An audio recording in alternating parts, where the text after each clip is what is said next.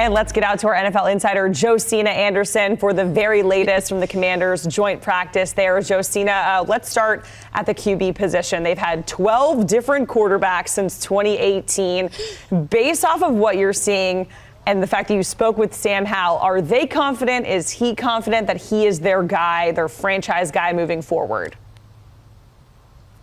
Yeah, I definitely feel like Sam Howell gave him at least enough to go forth with this decision, particularly after his lone start last season against the Cowboys, and that being productive, though obviously, you know, the Cowboys didn't have everybody starting in that game. That probably could give him the toughest challenge. But when you're looking at teams around the league that decided to make major upgrades at QB1, most notably the Jets, who I've spent a lot of time with Aaron Rodgers, it is notable that an organization like this would make the decision to go forth with a fifth rounder and someone that's not necessarily having, you know, that first round pedigree to go ahead and lead this franchise. And even though they did bring in Jacoby Brissett and he is a formidable quarterback in his own right, the expectation is that Sam Howell will assume QB1. He has a little bit more to show when they have their Monday night game against the Ravens, but he's definitely looking forward to the opportunity despite the pressure of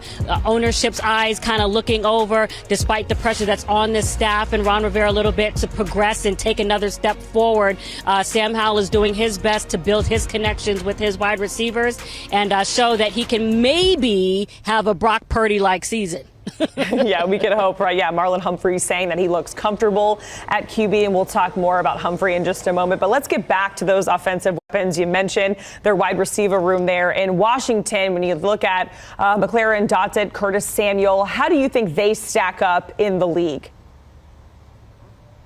Well, one thing that Sam Howell did point out when we were sitting down after practice is that even out of that trio that you mentioned, from Terry McLaurin to Curtis Samuel to Johan Dotson, that it's actually Dotson that he has the chemistry that he's been kind of building with. Obviously, he has it with the entire trio, but he just underlined that he came in at the same time as Dotson. So those two have been able to not only build their chemistry on the field, but also off of it. But they really have a potential to be a very scary trio. When you look at the fact that other teams like the Eagles really rely on the firepower of their trio when it comes to like a A.J. Brown, Devontae Smith, and Quez Watkins, or whether it's the trio from the Cincinnati Bengals and Jamar Chase and T. Higgins and Tyler Boyd. They definitely have that type of talent. Now it's being able to get on the same page with the Sam Howell. And I do think one of the things that's influencing his confidence is the pedigree and the resume of Eric Bieniemy, and the fact that he's worked with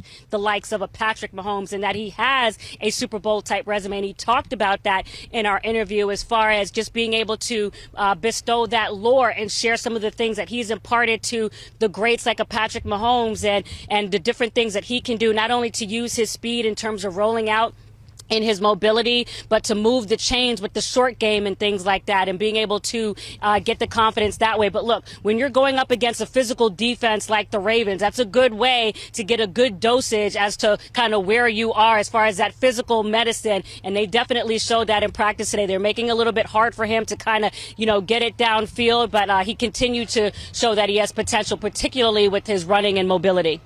And Josina, we talked about Marlon Humphrey at the start of this segment. Not great news for Ravens fans. That coming down earlier today. He's going to have foot surgery, expected to be out for about a month, according to reports out there. Likely missing at least one of the first 3 games for Baltimore.